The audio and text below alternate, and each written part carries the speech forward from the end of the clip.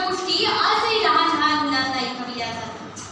पण त्या एका व्यक्तीबद्दल लोक कमीच बोलतात ज्याने शिवाजीला छत्रपती शिवाजी महाराज म्हणून घडविले. तुम्ही तर ओळखलेच असेल की मी कोणाबद्दल बोलत आहे. होय, बरोबर ओळख. मी बोलत आहे राजमाता जिजाऊ यांच्याबद्दल. वीरकन्या वीरपत्नी जिजाऊ होत्या राजमाता.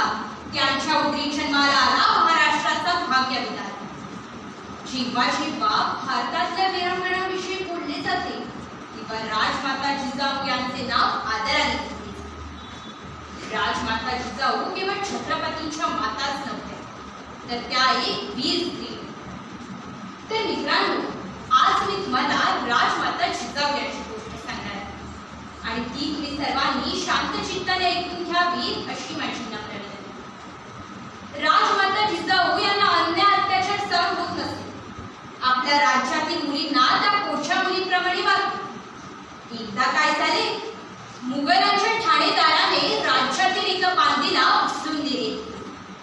तेव्हा त्या बांदीने स्वतःला वाचवायचा खूप प्रयत्न केला पण स्वतःला वाचू नाही शकला.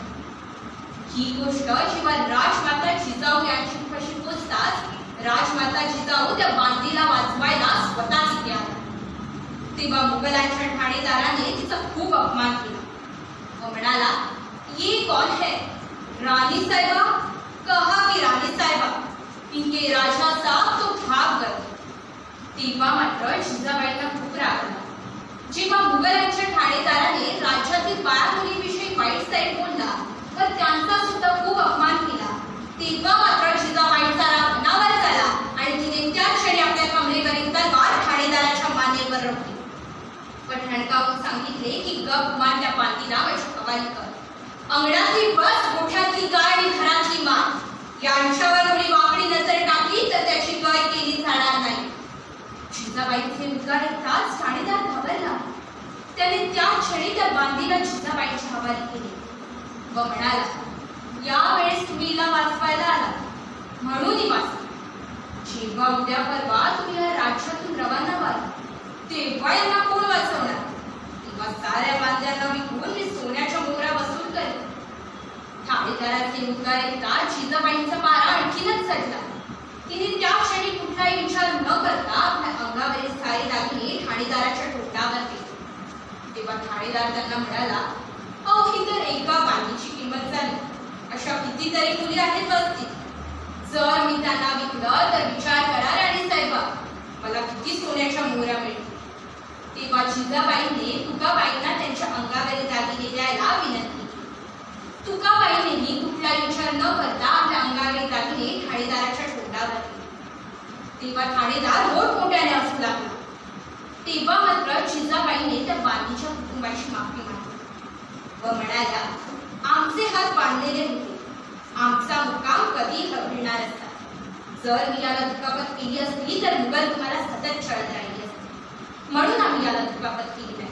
नाहीतर असल्या ठाणेदारांचे हातपाय तोडायला आम्हाला कितीचा वेळ लागला असता. तर मित्रांनो, या प्रसंगावरून आम्हाला राजमाता जिजाऊ यांच्या शूर व पराक्रमी स्वभावाचे दर्शन होते. त्यांच्या अशा पराक्रमाचे अनेक किस्से आहेत. त्यातून अजून एक सांगायचे झाल्यास, शिवबा नुकतेच योद्ध्याच्या रूपात आकार घेत होते. तेव्हा जिजाबाईने त्याला आपल्या जवळ बोलावले व सांगितले, शिवबा, तुम्हाला सिंहगडावर फहरणारा तो हिरवा झेंडा उतरून फेकायचा आणि जर तुम्ही हे करताना विजयी नाही झाला तर तुम्हाला मी माझा पुत्र नाही समजणार. त्यावर आईचे म्हणणे रोखीत शिवबा, आऊसाहेब, मुघलांची सेना खूप मोठी आहे हो. शिवाय आम्ही युद्ध करण्याच्या स्थितीत नाही. तसं त्यावर विजय मिळवणं कठीणच आहे. शिवबाचे हे शब्द आईच्या हृदयात बाणासारखे टोचले. त्यांचं रागवणं साहजिकच होतं. तेव्हा आईसाहेब शिवबांना रागाच्या भरात म्हणाल्या, तुम्ही बसा इथंच बांगड्यावरून. मी स्वतः सिंहगडावर आक्रमण करेन आणि तो विदेशी झेंडा उतरून फेकेन. आईचे उद्गार ऐकताच शिवबाच्या पायाखालची जमीन सरकली. तरी सुद्धा तिने आपल्या मातीच्या शब्दांचा सन्मान केला व तात्काळ तानाजींना बोलून सिंहगडावर युद्धाची तयारी करायला सांगितली व चांगल्या प्रकारे योजना आखून विजय मिळवला. तर मित्रांनो, या दिवसापासून छत्रपती शिवाजीने आपल्या मातेने सांगितलेल्या रस्त्यावरून एक क्षण सुद्धा मागे नाही टाकले. म्हणूनच छत्रपती शिवाजी हे नाव अजूनही लोकांच्या हृदयावर राज करतं. धन्य आहे ती माता श्री छत्रपती शिवाजी सारख्या पुत्राला प्रजेचा हित करण्यासाठी प्रेरित केलं. जाता जाता एकच सांगावेसे वाटते, शक्तीचे ती प्रतीक होती, दुर्गेचा अवतार ती. शक्तीचे ती प्रतीक होती, दुर्गेचा अवतार ती. मांगल्याचे रूप होती, तलवारीची धार ती. थोर तुमचे कर्म झुजाऊ उपकार कधी नाही फिटणार. थोर तुमचे कर्म झुजाऊ उपकार कधी नाही फिटणार. सूर्यचंद्र असेपर्यंत तुमचे नाव कधी नाही